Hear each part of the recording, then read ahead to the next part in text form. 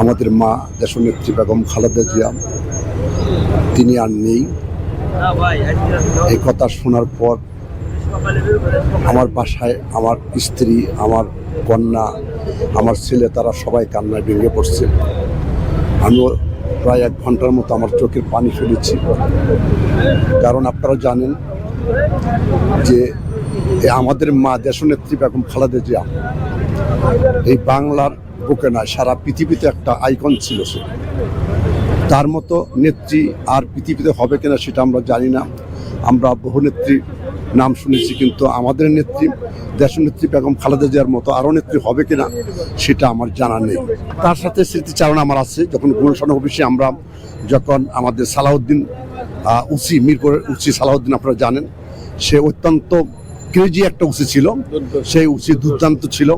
সে যখন আমার একটা ভাইকে মেরে পাও ভেঙেছিল, তখন আমরা গুলশান অফিসে আসছিলাম। সেই গুলশান অফিসে এসে আমরা আমাদের নেত্রীর সাথে আমরা দেখা করেছি। সেই ছবিও আমাদের সাথে আছে, সেই আমাদের সাথে কথাও বলছে। এই স্মৃতিস্থানটা সেটা আমাদের মনে পড়ে। যখন হাসিনা সরকার আমাদেরকে উৎখাত করার জন্য, আমরা আন্দোলন না করার জন্য করেন, তখন তার গাড়ি সহ, তার গাড়ির বহরে এবং গাড়ির পাশে আমরা ছিলাম সবসময়। নেত্রীকে আমরা কাছাকাছি দেখেছি সবসময়, কারণ আমরা নেত্রীকে ছেড়ে কোথাও যাইনি। আমরা সবসময় নেত্রীর পাশে ছিলাম। আপনার আমাদের ব্যক্তি খালেদা রাজনীতির সময় কোনো তফাৎ ছিল না।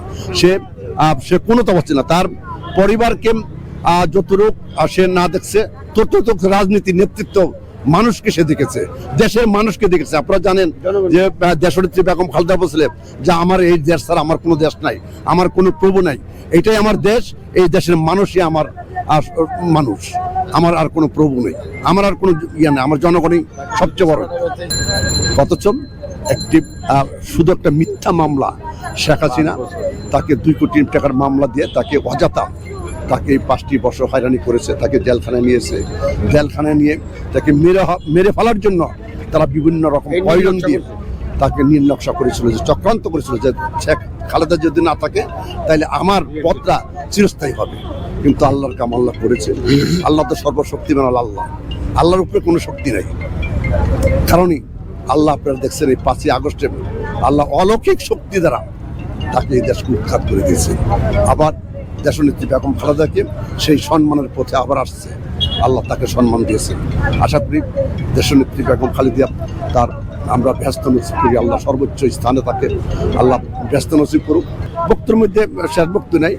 খালেদা জিয়ার তো আপনার তার ইতিহাস, তার যে সমস্ত কার্যক্রম করছেন সেগুলি বলে শেষ করা যাবে না।